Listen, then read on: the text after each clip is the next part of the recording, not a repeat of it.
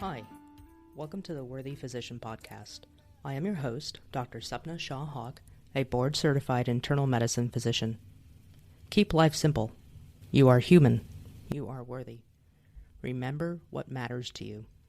Our goal is to help physicians remember this and to make it a reality through addressing various components of physician burnout via podcast. This is meant to be used as a tool to help guide physicians. It does not take place of professional medical help. Opinions reflected in this are my own. Okay, so I'm sitting here talking with Dr. Tiger. Now, can you please tell me about yourself? Introduce yourself to me and to the listeners, please. Yeah, hi. Well, thank you so much for having me. I'm a really big fan of your podcast, Thank you. and I'm really, really honored to be here to talk about a topic that is really, really deep in my heart. And who am I? Well, a physician. Yes. When did that start? Well, I was in third grade, and Mrs. Miller, my third grade teacher, Mrs. Miller, if you're listening, this is for you. She wheeled out this life-size skeleton, and it was at that time that I learned that skeletons were not just Halloween decorations or costumes that we wear, but they actually were inside our bodies. Right. And I just found that super fascinating as an 8-year-old. And so that was actually the moment where I knew I wanted to be a doctor, right? I thought there could be nothing more amazing than learning about the human body and taking care of others. So that was the beginning. And fast forward, I had a very traditional path of going to college and medical school. I did a year of internal medicine, 4 years of radiology residency, a year of fellowship in body imaging, and then I went into private practice in radiology. And initially, everything seemed okay. I mean, I had an amazing husband who I still have, and 2 incredible kids who were very young at the time, one and then one on the way soon after that. And again, I thought, wow, this is an incredible privilege, and there's nothing more amazing than being a physician, right? It's such an incredible honor and responsibility. Right. Yeah. But I have to tell you that over time, I started to become aware that I didn't even recognize myself anymore. And it started with several symptoms that, they didn't all come on at once, but at one point they were all present at once. And they started with things like migraine headaches with intractable vomiting, like just forceful, horrible vomiting that like I couldn't even function. Like we had to postpone the kids' Disney trip because I could barely get up off the floor. That's when you're making a deal with the devil. You feel that horrible, right? Yeah. I never had this in my life. I had this vertigo that was so incredible that somebody would just quickly call my name, Dr. Tiger, to my head, or I'd be in the supermarket, hey, Robyn, and the whole room would just spin around. This really bad tinnitus where I couldn't sleep. It was just so loud, this ringing in my ears, and this horrible reflux with horrible, burning chest pain. My gums were bleeding. My gums were just bleeding all over the inside of my mouth. And I had really bad pain in my body. Like I would just wake up, and the best way to describe it would be like the Tin Man from the Wizard of Oz, where you just can't move. You just cannot move. My joints just felt stuck. My muscles all hurt. And I had a really, really scary symptom that developed, which were these intermittent paresthesias, where there would be times where I would lose sensation and I had tingling in my hands, my feet, and the left side of my back. And, I could be cutting up vegetables. All of a sudden, I can't feel the knife in my hands. I would be doing a breast biopsy, and all of a sudden, I can't feel the gun in my hand, the biopsy gun. And I'd just be standing there, and my tech will kind of be looking at me like, what the heck is she doing? And I would just have to wait for that lack of sensation to pass. And then, I can continue with the procedure. And so these were the physical symptoms that I was dealing with. That led to many appointments with several medical specialists, from like a periodontist to gastroenterologist to neurologist and so on. I had lots of imaging studies which were negative. I took lots of pills because each doctor treated my symptom with a pill, and I wasn't getting better, and I was exhausted. I wasn't digesting my food. I just didn't know which way was up, and I was so scared. And the dark thoughts started to come. I don't really know if I could spend another day doing this. I don't really know if I want to be here anymore, which was incredibly scary. And I have to tell you that at this point, I had 2 of 3 physician colleagues had died from suicide at this point in my career. Wow. And so I was at the bottom, and there was no way out but up. I had 2 choices: either to continue on this path, which I knew was incredibly scary, and I saw myself going in the direction of my physician colleagues who had died from suicide, or I could try and figure it out myself. Oh, wow. And how far into your career were you at this point in time? So at this point in time, let's see, probably about 10 to 12 years into practice. In retrospect, I started to notice the symptoms, which began with the migraines, back in residency, when I would have to leave one dark room in radiology to another and just put myself into a dark, quiet space and just try and, gather myself until the pain would pass. But it was, a cumulative decade or so, I would say, of these symptoms that over time, when I look back, one after the next, were just piling on until they were all there at the same time. Oh, wow. And I went to a mental health care professional, and, that professional was really wonderful human, but I still wasn't getting better. So the medications weren't helping. The imaging studies were negative. The mental health care, professional sessions were not helping. And Western medicine at this point was just not what I needed, even though it was all that I knew. Can you expand on that? Well, we know as doctors that we try and figure out what's going on with patients. So every doctor I went to saw me as a symptom. So I was on, H2 blockers, and, I was getting antibiotics injected into my gums, and I was on medications for my migraines and medications for vertigo. And, I was just on so many pills, and nothing was helping. Right. And my body hurt so bad, and yet all the imaging studies were negative. So everything that I knew, everything I'd studied, everything that my colleagues had studied up until this point wasn't figuring out what was going on with me. Nobody could diagnose what was going on with me. And of course, I was terrified. I had a debilitating neurologic disease due to the paresthesias. Gabapentin was on board. Nothing was working. Oh, wow. So, I decided that I needed to try and figure it out, because I didn't want to end up like my colleagues, and had, again, this amazing husband, this 2 incredible kids. And on the outside, everything looked perfect, right? I'm also married to a doctor. We had a beautiful home. I mean, you name it, it looked like fairy tale land, but on the inside, completely discordant as to how I was feeling. And so, yeah. How did you figure out, and how did you figure out what was going on? So what happened next was I decided to just kind of start to look outside the box of traditional medicine. And I was already exercising a lot, and I was already on a plant-based diet. I mean, just eating really well when I could eat.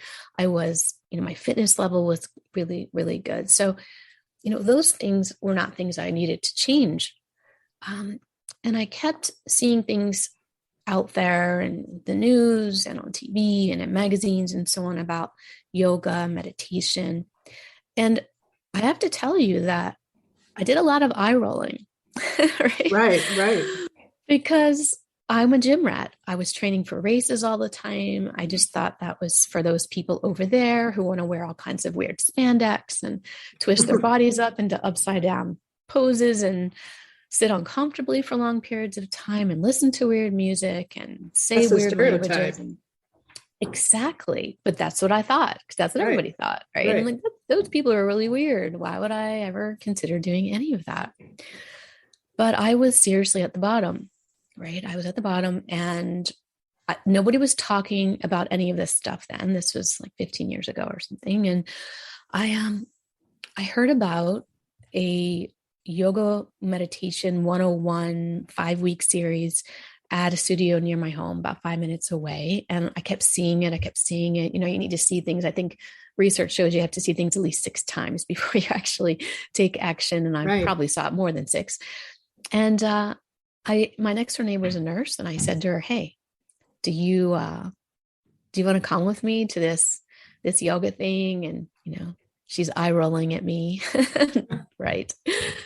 And I said, "Look, you know, it could be, we get out of the house, maybe it'll be okay. I don't know. If it's terrible, we'll just leave.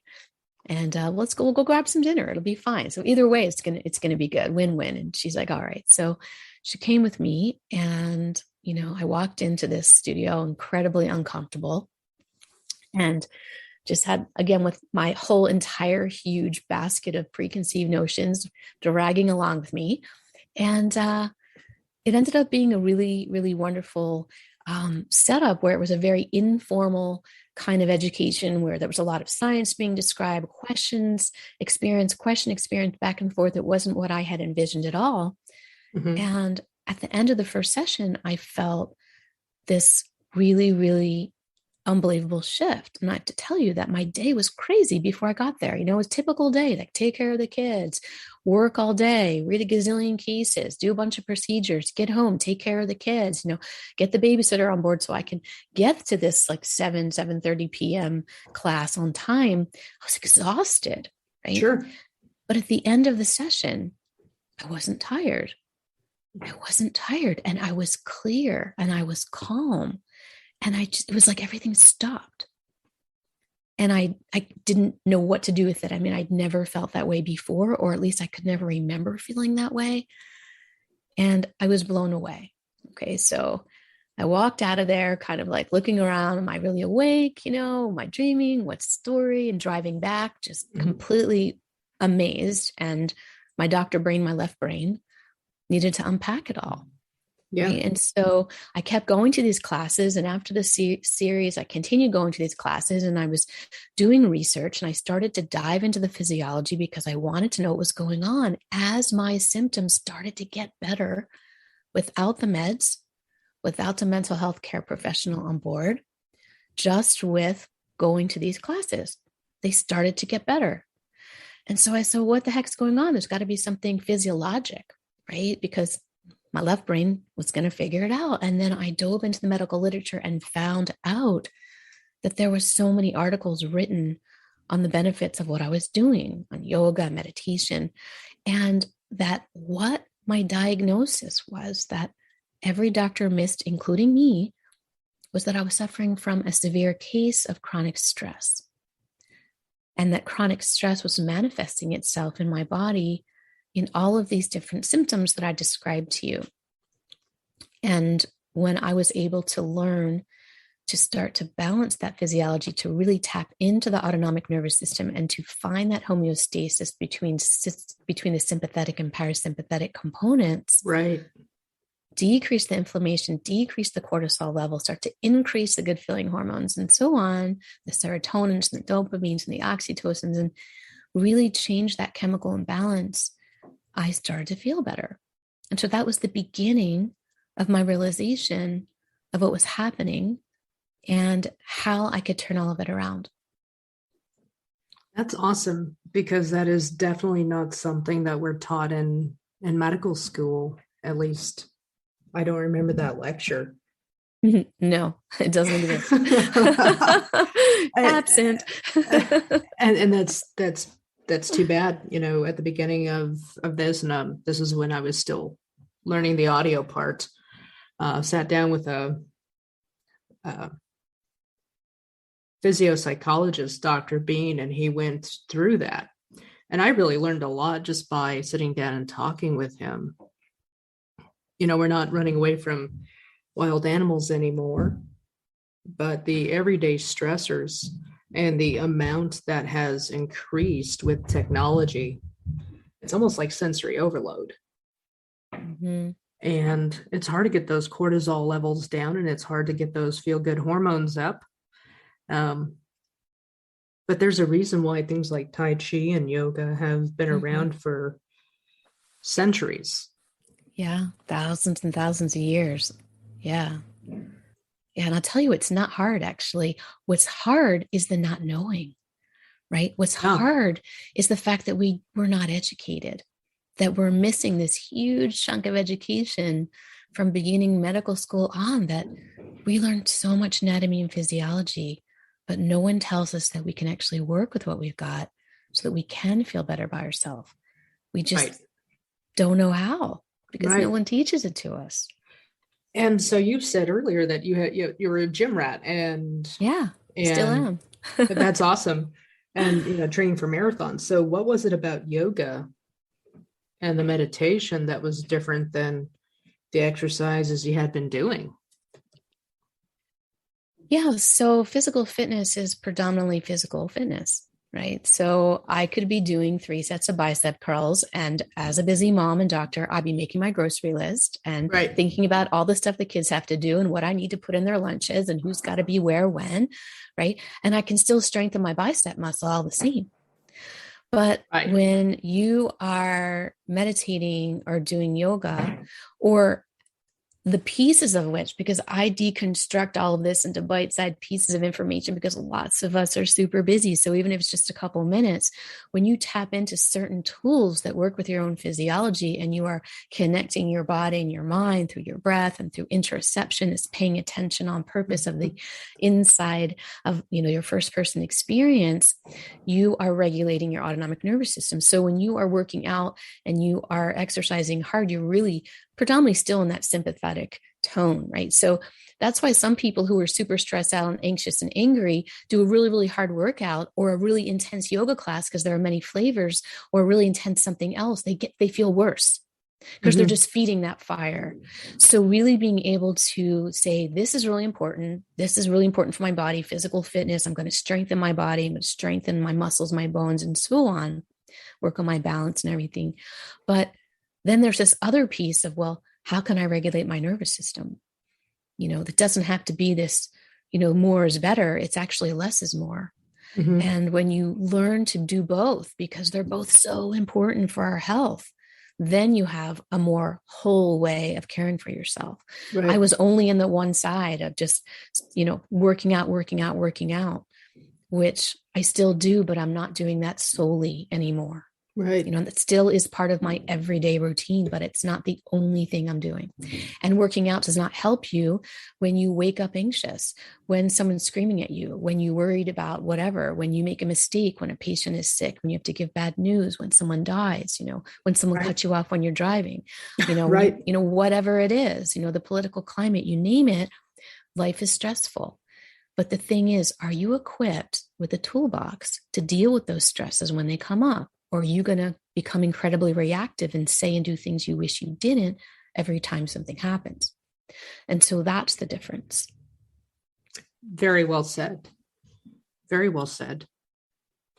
So then after you started to incorporate yoga and meditation into your routine, where did that put you in your professional life? Well, what happened after that is that I wanted to learn more, because we're doctors and we are like information junkies, right? And I'm always trying to learn 150% of everything that's fascinating to me, right? That's what we do. And so I decided to go into yoga teacher training, never thinking I would ever teach another human anything, just because I wanted to learn more. And I figured, how best to learn that? By putting myself into the school. And so I went into yoga teacher training, and it was there that I learned about the field of yoga therapy. And so for the listeners who may not know, yoga teacher training is a 200-hour base level of certification. But a yoga therapist is at least 1,000 hours over a 3-year period. Oh, wow. Okay. Yeah. And what makes a yoga therapist different than a yoga teacher is that you study more deeply the concepts of yoga and meditation for most disciplines, and then you can apply them to help individuals with many types of symptoms, illnesses, and diseases. Mm-hmm. So I said, well, of course I want to learn that, because that's Right. like doctoring in a different way, right? Right. Being a radiologist, I was diagnosing cancer all the time. I was always hoping I could help my patients in a different way. They think that I saved their lives. They're giving me gifts. They think I'm the greatest thing next to God. And I go home crying, because I know what's going to happen next after Right. I say, you have cancer all day. You have cancer. You have cancer. And then I know the physical, the emotional, the psychological debilitation, which is going to happen after that. So I always thought, well, what else could I do to help these patients?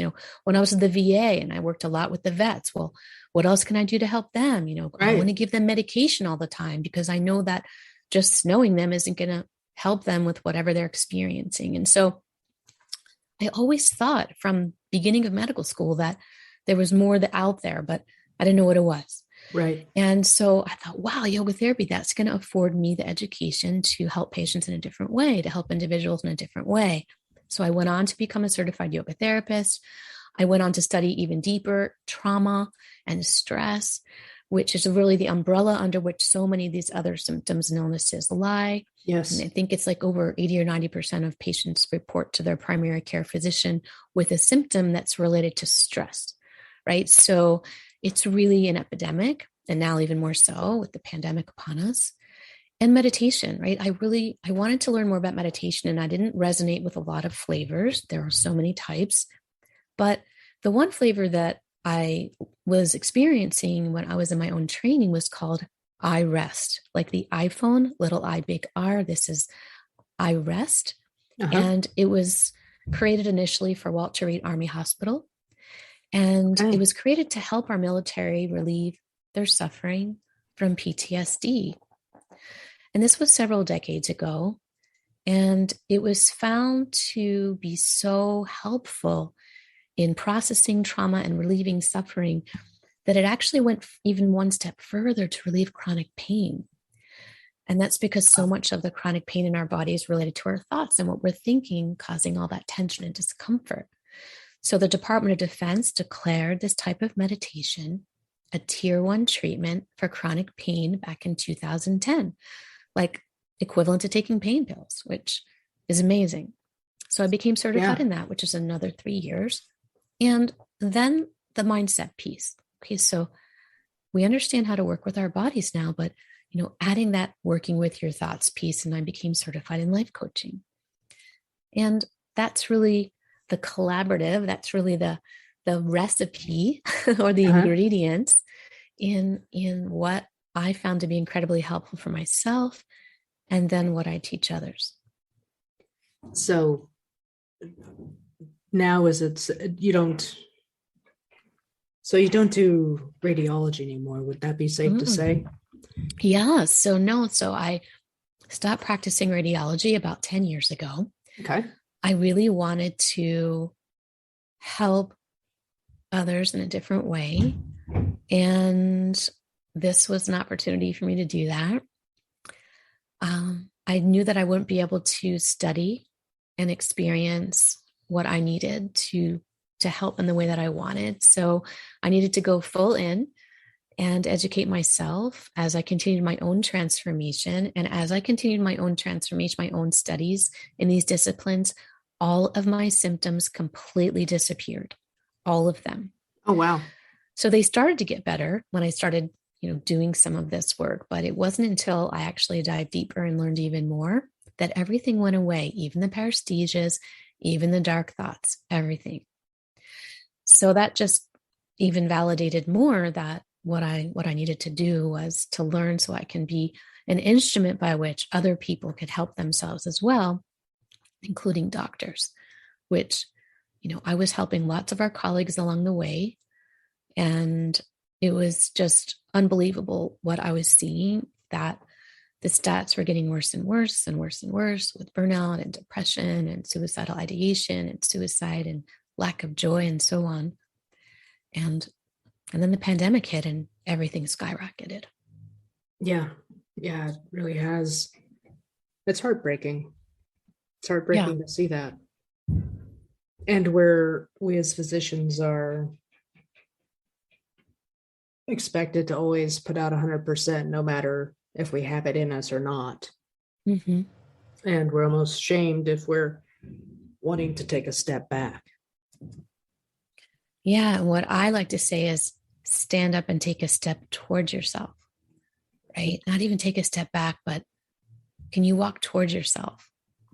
Can you take a step towards yourself? Meaning, can you care for yourself? You're depleted. Can you fill that cup back up? And the answer is yes. You just have to want to. First, you have to recognize there's an issue. Then you have to want to learn how. And then it's completely easy. You just need the tools. Right. And I really like the way that you phrased that. Can you take a step toward yourself? That's really good word choice and very positive. Mm-hmm. So what do you do? What is your structure like? How do you, when you say that you help people and our physician colleagues, what does that look like? Because you've studied all these things. So what is it exactly that Dr. Tiger does? And by the way, I find this fascinating, and I wish that we were taught more of this in residency or medical school. I really do. Yeah, me too. And so I'm trying to, I've made it my life's work now and my deep passion to fill that gap for as many medical professionals as possible. And the way that I do that is that I created Stress Free MD, which is the umbrella under which all of my teachings lie. I have several CME accredited programs. RX Inner Peace, a physician's guide for self-care, is the mothership. And that is where I've basically taken everything from my brain that I've been teaching and working with over the last decade and put it into an online self-paced format for that physiology piece, short, 15 minutes or less pieces, snacks of content, because doctors are super busy. And I combine that with live coaching, group coaching weekly, and one-on-one private coaching, where we get into the mindset work, really understanding how to work with your thoughts and understanding how to achieve the goals in your life that you want to achieve, whatever they are. And that is CME accredited through UNC, Mayhack, my local hospital, and University of North Carolina for 25 credits. I work with colleagues one-on-one if they prefer complete private sessions with me. And I have a podcast, the Stress Free MD podcast, where I teach these stress-free snacks each week to educate as many as possible. And that's really turned into this international following, which has been so amazing. I was in Mexico a few months ago and someone came up to me and said, "Oh, I know you. I listened to your podcast. It was so that's cool." Awesome. Yeah. So, lots of different ways. I've been presenting at retreats. I give talks. I present at conferences. I work with my local medical society, doing coaching programs for them, and workshops, and create workshops for hospitals locally. And so I'm really, whether it's virtual, whether it's in person, whether it's a program, whether it's a podcast, any way I can. If someone says, "Can you create a retreat? Will you present here? Will you present there?" I'm like, "I'm there." That's awesome.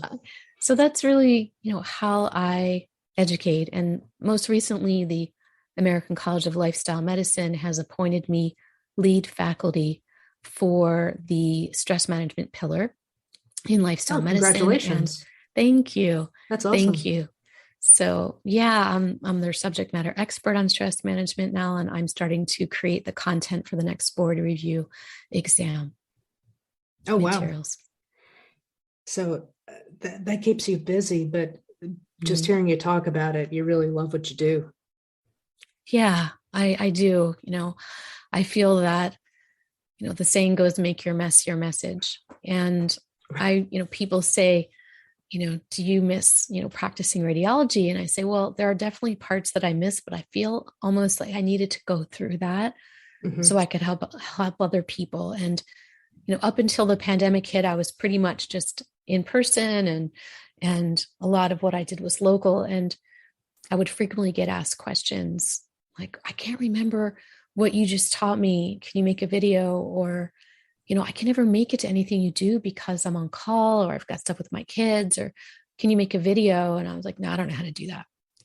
Right. And when the pandemic hit, as you probably know, our stats were, 1 in 2 physicians were burned out. Right. Suicide rate was already twice the national average. And I just saw in my mind, I envisioned this almost upward steep, maybe completely perpendicular curve of suffering that was going to happen in 2020. I had this vision, and I just buckled down and educated myself and created the content in the way that doctors had been asking me for years. And fast forward 2 years, we've got 4 out of 5 physicians burned out. That's 800,000 doctors in the US out of the million. We have over 80 to 90% on the depression scale. That's Medscape stats that just came out last month. Right. So we are in a huge pool of suffering. And so anything that I can do, anything anybody asks me to do, I try and say yes to help alleviate that. I think that's really awesome. And I love your work. I've listened to your podcast, and I'm a fan. Thank you. It's really important that we take care of ourselves, Mm-hmm. and that we take care of each other. And going back to the culture of medicine, it's not something that is prioritized, but no, it should be. It should be. It should be. And there's a scary study out there that shows that they evaluated they evaluated college students that recently matriculated, right? So the graduates of college, and they compared those who were going to medical school and those who were not. And what they found was that the students that were entering medical school had less burnout, less depression, and a higher quality of life than those who were not going to medical school, which tells us that they're entering at a higher protoplasm, right? It's not that they're coming in damaged. They're actually coming in healthier. Yes. Physically, emotionally, psychologically. And that's the process from that point on that's causing the burnout. And 50% of medical students are burned out, right? 30% are depressed. 10% of suicidal ideation. I mean, this stuff is happening early on from day 1 of medical school, which is pretty scary. It's scary and sad, because Exactly. Yeah. I can't think of another profession except for maybe the military that would probably have very similar stats. Mm-hmm. They really break you down and then build you back up. And I've had some other podcast guests where we did dive into that. You really lose yourself in there. So with what you do and the stats that you just gave, what is some advice that you would potentially give to a medical student, a resident, or a physician early on in their career?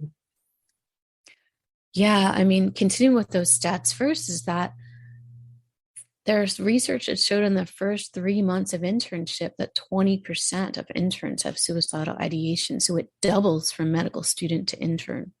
Jeez. And that as residents, the number 1 cause of death in male residents is suicide. And the number 2 cause of death in female residents is suicide after cancer. So most people don't talk about the stats prior to being an attending. We hear a lot of attending stats like, 4 out of 5 doctors are burned out, and 30% are this, and, 90% are in the depression scale. But what I want to bring awareness to is that what I already mentioned is this stuff is starting in medical school. Yes. Right. And it's continuing and worsening in internship and residency. And then we have attendings where we see the stats most commonly reported. So to answer your question is, I think the most important thing is that they need to be educated. First, awareness.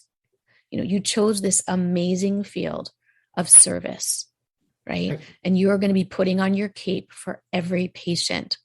Or if it's not a patient, maybe it's, if you're a pathologist, then it's your slides, or your radiologist, your films, or whatever it is. You're not having direct contact, but you're putting on your cape, right? But you need to put your own cape on. And that's the thing that nobody tells you need to do. And that's the thing nobody tells you how to do. So first, I would just make this awareness that don't turn around and go the other way. We need you. But what we also need you to do is to educate yourself and learn how to care for yourself so you don't end up one of these negative statistics. I think that's very important. And if I'm not mistaken, the ACGME almost requires residency programs to have something regarding burnout, but I don't know all the details with that. I'm not exactly sure what they're taking, but I do work with residents and they don't know anything that I'm teaching them. So whatever they're learning isn't this. I'm not sure what they're learning, and I'm so glad they're learning something, but they're not learning the things that I'm sharing. Right. So there still is this lack of knowledge. No, I would agree. I think that, so I graduated from University of Kansas School of Medicine, Wichita. And I do think that they have done a good job, trying to say this is what burnout is, take care of yourself, go to the gym, sleep when you can, and eat well, take advantage of what we have. And that's great, but you go the extra step and say, hey, this is what stress looks like, this is what it does to your body, and really giving people tools on how to calm that down and really be present. And I believe that there are more recent studies showing how meditation and yoga increase the plasticity of the brain and even rewires. Absolutely. Yeah, it's amazing. So as a radiologist, I geek out on that stuff. So I remember like 10 years ago or so being at a lecture given by Harvard Mass General researchers who were showing before and after MRI exam images, functional images. And I was just, what? I just couldn't believe it. Prefrontal cortex thickens, that's the CEO of our brain that helps us with important decision-making and memories and processing of information. And that amygdala, that trauma center, right? That's responsible for our reactivity and all of our traumatic memories shrinks, and our hippocampus, which is responsible for new memories, right? And emotional regulation and learning gets thicker. And I just was so mind blown. I remember my husband's also a radiologist. And I remember leaving that very first lecture, calling him really, really late at night, because that's when it was done. You're never going to believe what I just saw. I mean, it's right. Amazing. Amazing. So you're absolutely right. And as doctors, we like tangible evidence. We like things we can see. We like things that are objective data, not just subjective. So that kind of thing is very helpful when I talk to my own physician clients and to get them to buy in to learning these new things. Right. No, I think that what you have shared is amazing. And, I'm very happy that you were able to take care of yourself and then transition to help others, because that's really important. What final thoughts do you have that you would like to share, or almost like clinical pearls that you would like to share with the listeners? Well, first I would just say, if you're feeling any of the things or all of the things that I described earlier on in our chat today, that you're not alone and it's normal. And I don't want you to think that normal is okay. It's not okay. Right. But what I want you to know is that you're not alone, and it's normal because so many of us have felt this way or are feeling this way. Secondly, I'd like you to know that you have the innate ability to feel better whenever you want to. It's not your fault that you don't know how. You were just never taught. So you just need the education. And thirdly, I'd like to say that please reach out. If you're in a place where you are having these dark thoughts, if you are in a place where, you're not feeling like yourself, please reach out. Please reach out to mental health care professionals if you need to. And there's a hotline I want to let you know about that is run by physicians helping other physicians who are having these thoughts.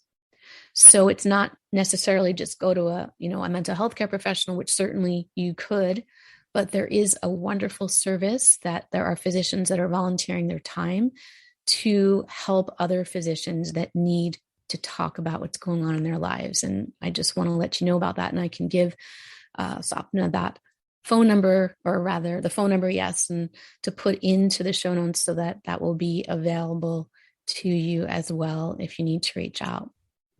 Yes, I would really like that as well. And for the listeners, if they really jived with what you're saying, because you have a lot of good information and not a pill for every symptom, right? No, I don't prescribe any medications. Exactly. I don't prescribe any medications at all. I just prescribe learning how to take care of yourself from the inside out. And so how would somebody get a hold of you? How could somebody reach out to you? Through your website? Yeah, so my website is stressfreemd.net. And it's there. You'll find links to my podcast, links about my program, RX Inner Peace, links about private coaching. You can pop on a free call. I'm happy to talk with you.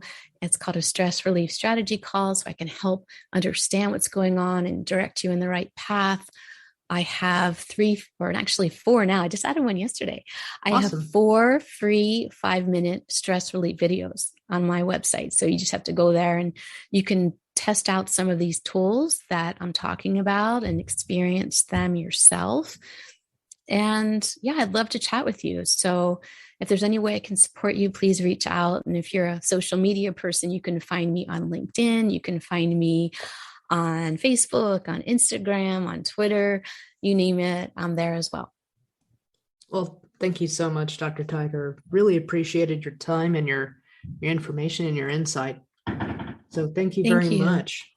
Well, thank you for what you do. Thank you for inviting me here and for helping support other clinicians in the way that you do. Absolutely. Thank you for joining us today. This concludes the podcast. Subscribe, tell a friend, follow us at www.theworthyphysician.com. Remember, you are worthy, you are human. Take care.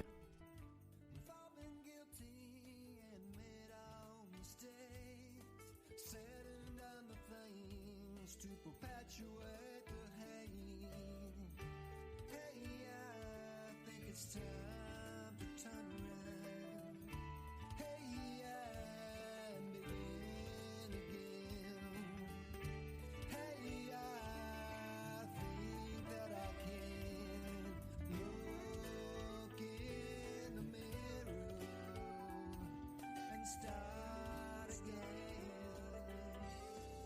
the second time.